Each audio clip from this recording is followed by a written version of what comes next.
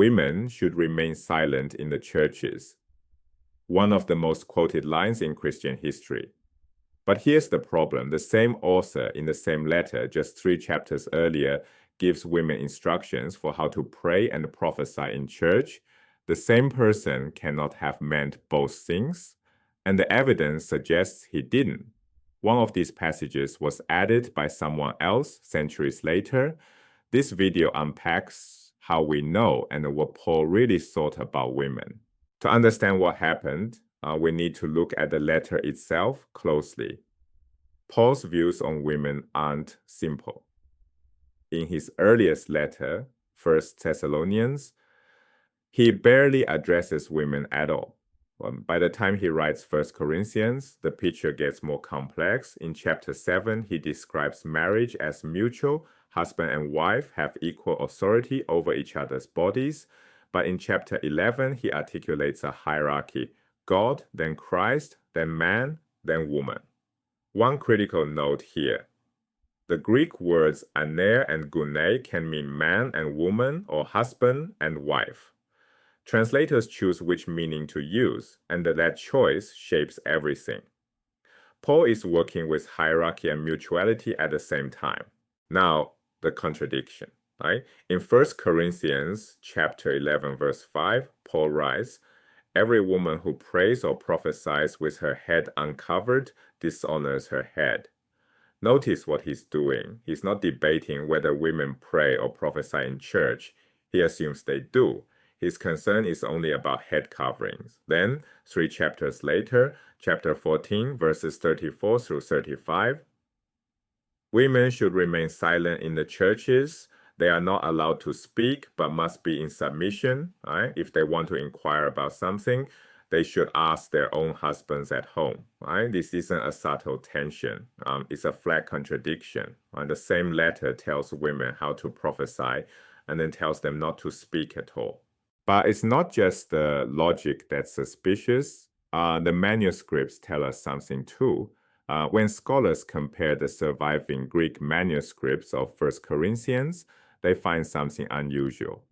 In some manuscripts, verses 34 through 36 appear right after verse 33, the standard position. But in other manuscripts, those same verses appear after verse 40 at the very end of the chapter. The rest of the text around them stays perfectly stable, only these verses move. Here's what scholars think happened. An interpolation is a passage inserted into a text by a later copyist, not part of the original. Textual criticism, the discipline of comparing manuscripts to reconstruct the original, reveals a clear mechanism. A scribe, likely living in a later, more restrictive era, reads Paul's letter and writes a note in the margin. Women should be silent. A later copyist, encountering that marginal note, assumes it belongs in the body of the text and copies it in. But different copyists insert it at different points, some after verse 33, others after verse 40. That's exactly the kind of variation you get when a marginal note enters the text. If Paul had written these words himself, they'd appear in the same location in every manuscript. They don't. Many modern Bibles now bracket these verses or include footnotes explaining the problem. The most famous passage used to silence women in churches may not be Paul's words at all. So if the silence passage isn't Paul's, what did Paul say about women in leadership? Romans chapter 16 is the most revealing text. At the end of this letter, Paul greets his colleagues by name, and a striking number are women. Phoebe, a deacon of the church at Century. Prisca, whom Paul calls a co-worker. Mary, who worked hard for the community. And then the most remarkable case, a woman named Junia. Paul calls Andronicus and Junia esteemed among the apostles. For Paul, apostle means something broader than the original 12. It refers to anyone commissioned to spread the gospel. Paul counts himself as one. So calling Junia an apostle is significant. But for centuries, translators obscured this. Starting around the 13th century, Junia was rendered as Junias, a masculine form. This persisted in major Bible translations well into the 20th century.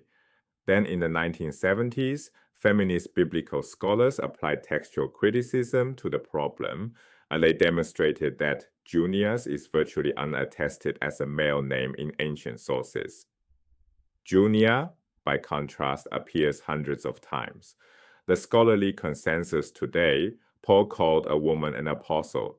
But what about Paul's most famous statement on gender? Galatians 3, verse 28.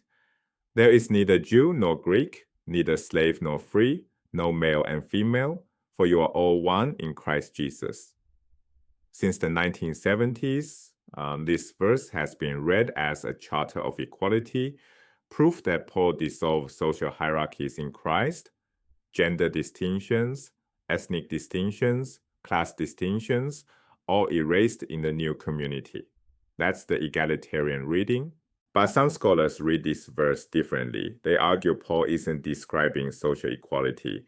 He's describing a resurrected state, an androgen, a being combining male and female characteristics.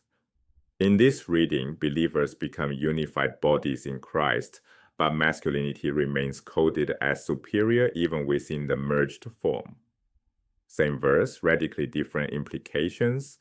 This is a genuinely open scholarly debate, and it shows how a single text can support contradictory conclusions depending on the framework you bring to it. These individual cases point to a larger pattern in early Christianity.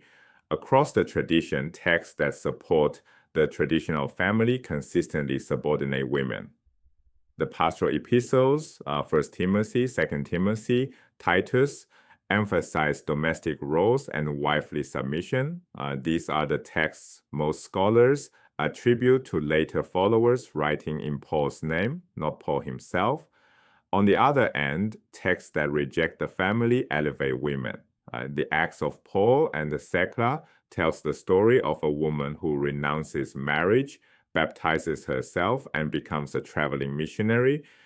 The pattern is structural. Right? Household order and the gender hierarchy are deeply intertwined.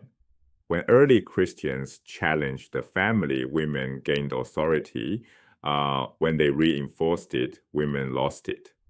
Paul's authentic letters sit in the complex middle. So what do we make of all this? Well, the passages used for centuries to silence women in churches may not be Paul's words. The woman he called an apostle was hidden by translators for 700 years. The verse, cited as proof of equality, may mean something stranger than modern readers assume. Paul's real views are more complex and more interesting than either side of the modern debate usually admits. Understanding textual criticism and translation history isn't just academic. It shapes who gets to speak, who gets to lead, and who gets remembered.